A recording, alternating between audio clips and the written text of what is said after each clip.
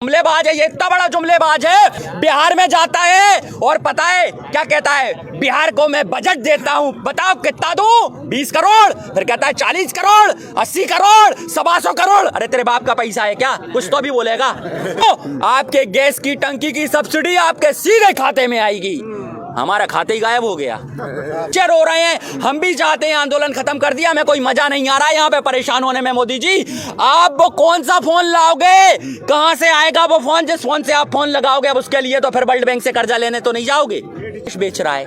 देश बेचने वाला प्रधानमंत्री नहीं होता, जो देश की ताकत मजबूत करे, जो सरकार को मजबूत करे, जो किसान को मजबूत करे, वो प्रधानमंत्री होता है। ये प्रधान तो कह रहा हूं ना, मोदी जी के मन में गंगा है और दिमाग में दंगा है। क्या कहता है, गोबर पात्रा कहता है लालू यादव जी के विषय में। लालू यादव जी की एक अच्छी बात कहूंगा मैं, कि उस व्यक्ति ने आया, रेल हमारी बिकने वाली थी, रेल खतरे में थी, लेकिन उस व्यक्ति ने रेल को बचाया और रेल के कर्मचारियों को बचाया, ऐसे कहते हैं रेल मंत्री। लेकिन उसको क्या कहता है गोबर पात्रा, चारा घोटाले में जब नाम आ जाता है कि ये जो व्यक्ति है ना, ये चारा चोर है, चारा चोर है, चारा चोर है। मैं कहता हूं अगर देश का सबसे बड़ा घोटाला होगा शौचालय घोटाला, शौचालय की जांच करा लो। फिर एक गोबर पात्रा क्या कहेगा मोदी को, टट्टी चोर, टट्टी चोर, जी। आपको आंदोलनकारी कहें कि सबसे बड़ा आंदोलनवादी, आंदोलनजीवी कहें हम, या परजीवी कहते, क्या कहते? प्रधानमंत्री ने एक नया नाम दे दिया आपको, दो दे दिए ना, आंदोलनजीवी और परजीवी। तो सबसे पहली बात, पहले शब्द पे तो हमें बड़ा ही सम्मान मिला है और बड़ा ही गौरवान्वित महसूस कर रहे हैं कि हमें संसद से, राज्यसभा और क्या कहते हैं राष्ट्रपति के सामने हमें कहा गया कि हम आंदोलनजीवी हैं। अरे गर्व है, क्योंकि आंदोलनजीवी क्रांतिकारी हुआ करते थे जिन्होंने देश को आजाद कराया, और हम भी इन कृषि बिलों से देश को आजाद कराएंगे, आजाद कराएंगे। खुशी है हमें आंदोलनजीवी कहलवाने में, लेकिन परजीवी हम नहीं हैं। परजीवी मोदी है, परजीवी है क्योंकि उसका जीवन हमारे ऊपर डिपेंड है। अगर हम टैक्स भरना बंद कर देंगे तो राजकोष खाली हो जाएगा, हम अनाज देना बंद कर देंगे तो पेट में आग लग जाएगी। परजीवी मोदी है। मोदी जी भाषण जीवी भी है, अन्य प्रकार के भाषण बोलता है। मोदी भी क्या कहते हैं, कहीं ना कहीं आप देखेंगे कॉर्पोरेट जीवी हो गए हैं। मोदी जी को आप देखेंगे कहीं ना कहीं भौतिकवादिता जीवी हो गए हैं। तो ये नए नए शब्द मत उलझाओ, सीधा सीधा कहो मोदी जी आप अंबानी अडानी क्या गिरवी रखे हुए हो, हम आपको खरीद लेंगे। आप मन की बात तो सुनते नहीं है प्रधानमंत्री की, लेकिन संसद में काम की बात उन्होंने की, सारे मुद्दों पे सीधी बात की। एमएसपी था, एमएसपी है, एमएसपी रहेगी। दिक्कत मोदी नहीं था और मोदी अब हमारे लिए नहीं है, और मोदी आगे हम जब वोट नहीं देंगे तो मोदी नहीं रहेगा।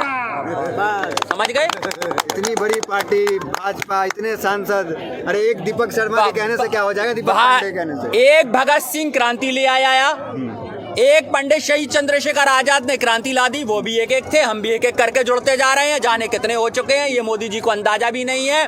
और आज जो क्रांति की आग लग गई है, जो इंकलाब की आग लग गई है, मैं कहना चाहूंगा उन भांड लोगों से और उन सभी लोगों से जो इस आंदोलन का विरोध कर रहे हैं, अगर आग हमारे घर में लगेगी तो इस देश में घर तुम्हारे भी हैं, तुम्हारे यहाँ भी आग लगेगी। क्या बात,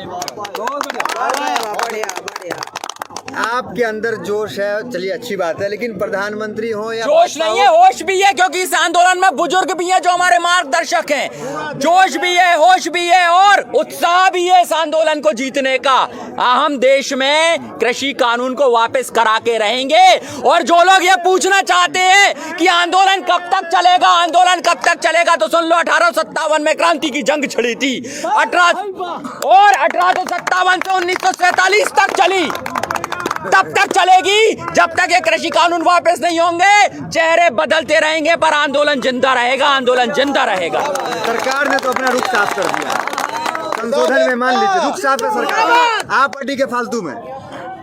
देखिए, अंग्रेज भी अडिग थे देश को आजादी ना देने के लिए, ऐसे ही मोदी जी अडिग है इस काले कानून को वापस नहीं लेने के लिए। मैंने कहा ना, आजादी की जंग छिड़ी, चलती रही, काले कानून वापस कराने की जंग शुरू हुई है और चलती रहेगी। फिर कह रहा हूं चलती रहेगी। आज कोई और कर रहा है, कल कोई और करेगा, परसों कोई और करेगा, चेहरे बदलेंगे, आंदोलन जारी रहेगा। और फिर मैं कहूंगा 70% देश का युवा, अगर युवा पूरी तरह जाग गया तो मोदी जी गोरिल्ला वॉर हो जाएगा। और गोरिल्ला वॉर छापामारी युद्ध जब शुरू होता है तो महाराणा ने तो औरंगजेब को झुका दिया था, शिवाजी ने झुका दिया था, तो क्या कर लेंगे भाई? क्या अंग्रेज नहीं है, देश के लोग है, पूर्ण बहुमत से आई, अंग्रेज थोड़ी है। आजादी की लड़ाई लड़िएगा। ये अंग्रेज नहीं है तो फिर क्या है भाई? 1906-7 में अंग्रेजों ने जब ऐसे कानून बनाने के बाद पैर पीछे खींच लिए थे, तो मोदी जी क्यों नहीं खींच रहे हैं? ये अंग्रेजों से बुरे हैं। जिनके पास इतने सांसदों की संख्या हो, हाँ। इतनी बड़ी राष्ट्रवादी पार्टी, ये सवाल सुन लीजिए, इतनी बड़ी राष्ट्रवादी पार्टी मानी जाती है, उस सरकार को कहीं आप हल्के में तो नहीं ले रहे हैं? ये राष्ट्रवादी कैसे हो सकते हैं? राष्ट्रवादी वो व्यक्ति होता है जिसके सीने में तिरंगा होता है, जिसके मन में तिरंगा होता है। ये तो तिरंगे का अपमान करने वाले लोग हैं। इनके ही नानाजी देशमुख ने तिरंगे का अपमान किया था 1948 में, जिन्हें भारत रत्न दिया गया। ये भारत रत्न भी उन्हें देते हैं जो तिरंगे का अपमान करते हैं। और इनके वीर देखिए कौन है? सावरकर। भाई सावरकर ने कौन सी वीरता का काम किया? कौन से आजादी के आंदोलन लड़े? लेकिन क्या हमारे भगत सिंह वीर नहीं थे? भगत सिंह वीर थे, पंडित शहीद चंद्रशेखर आजाद वीर थे, अशफाकुल्लाह खां वीर थे। इन वीरों को भूलकर आप सिर्फ और सिर्फ आपके लिए काम करने वाले सावरकर को वीर बना दिए। ये तो इतने दोगले लोग हैं यार, ये इतने दोगले लोग हैं कि नशा मुक्ति केंद्र चलवाते हैं और दारू के ठेके भी यही खुलवाते हैं। एक और सुन लो, गोरक्षा अभियान के नाम पर पूरे देश का पैसा बर्बाद करते हैं, देश की भावनाओं के साथ खिलवाड़ करते हैं, और दूसरी तरफ गौ कत्ल खाने भी यही खुलवाते हैं। आंदोलन अब तक तो जमा हुआ है, लेकिन जितने भी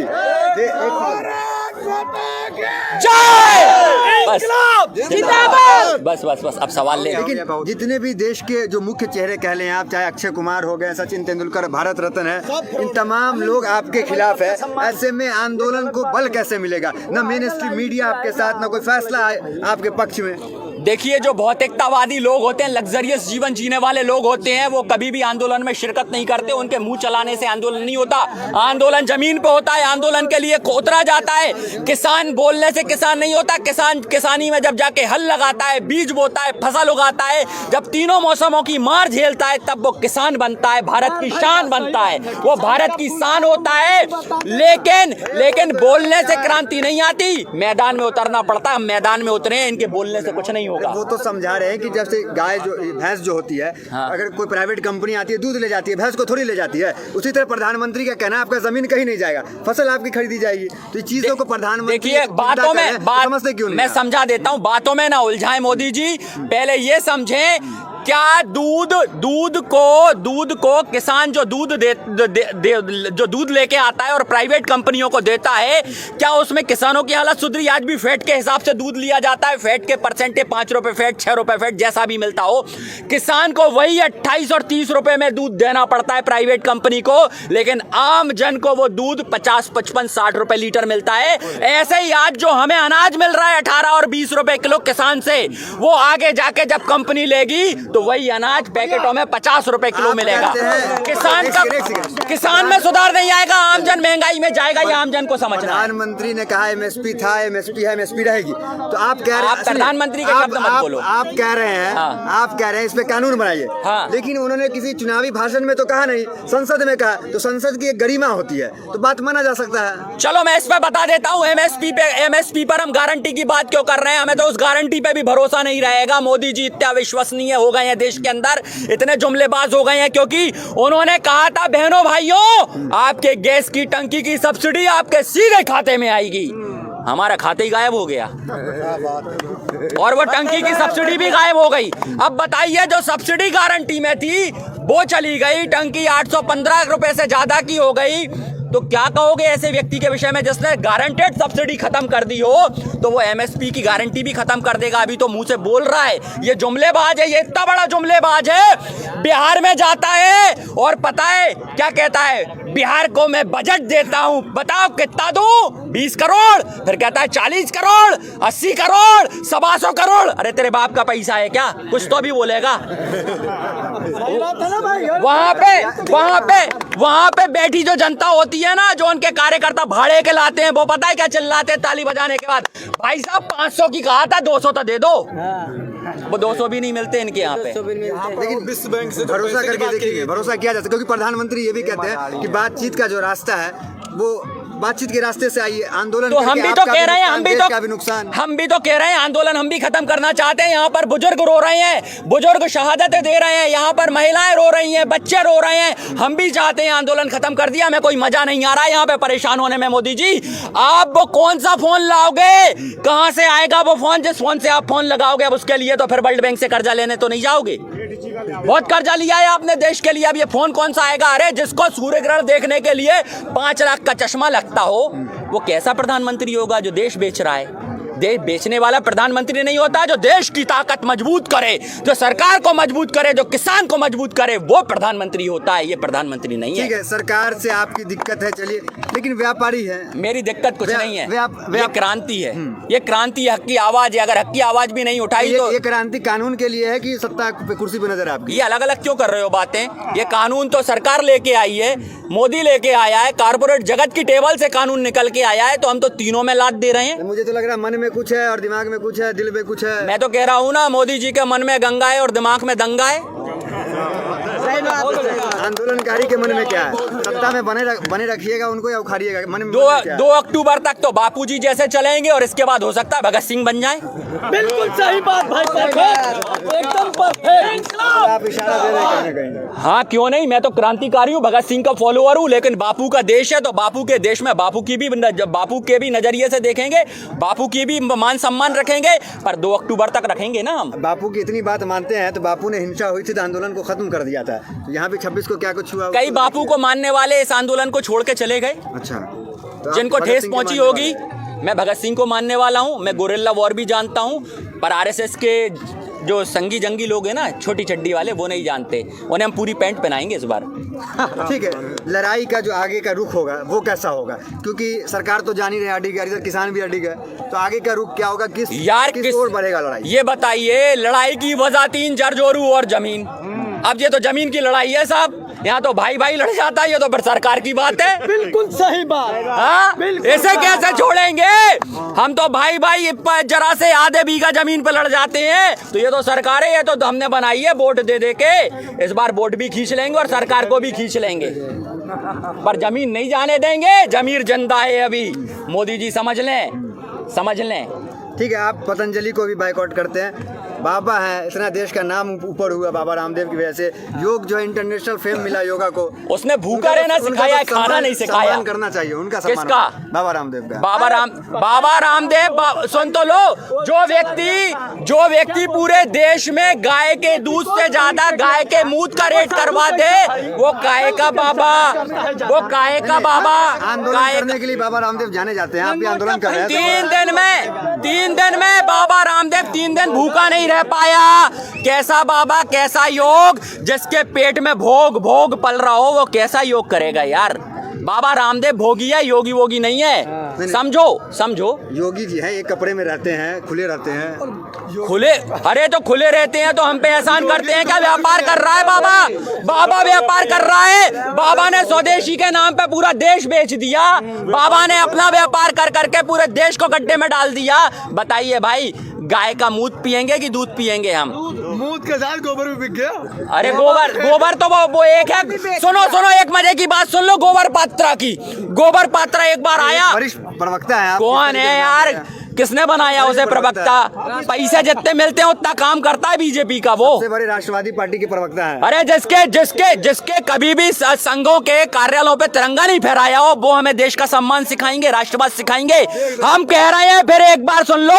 वो जाता है, पता है क्या कहता है? गोबर पात्रा कहता है लालू यादव जी के विषय में। लालू यादव जी की एक अच्छी बात कहूंगा मैं, कि उस व्यक्ति ने आया, रेल हमारी बिकने वाली थी, रेल खतरे में थी, लेकिन उस व्यक्ति ने रेल को बचाया और रेल के कर्मचारियों को बचाया। ऐसे कहते हैं रेल मंत्री। लेकिन उसको क्या कहता है गोबर पात्रा? चारा घोटाले में जब नाम आ जाता है कि ये जो व्यक्ति है ना, ये चारा चोर है।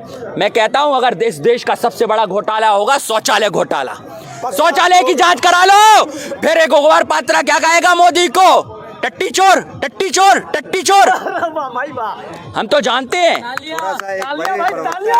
कौन मर्यादा में बात कीजिए, थोड़ा पद की गरिमा में मर्यादा रहा ही कहाँ? गरिमा, गरिमा हमारी माँ को देखे छीनेगा तो। मर्यादा तब तक होती है, मर्यादा तब तक होती है जब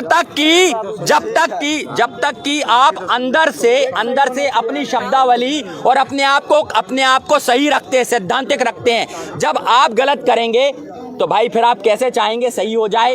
आप बताइए, बार बार ये गिनाते हो फलानी सरकार ने ऐसा किया, फलानी सरकार ने ऐसा किया। अरे फलानी सरकार के टाइम तो देश गुलाम भी था, तो क्या देश को गुलाम बना दोगे? ये भक्त ऐसे हैं, देश गुलाम होने पर भी कहेंगे फलानी सरकार में गुलाम था। किसान आत्महत्या कर लेता था, कानून इसलिए लाया कि वो चीज दूर हो, आत्महत्या ना करे किसान, उसका फायदा हो, आय दुगनी हो। भाई एक बात बताओ, ये जुमलेबाज सरकार जनता से क्या चाहती है? हम भी जुमले छोड़ना शुरू कर दें?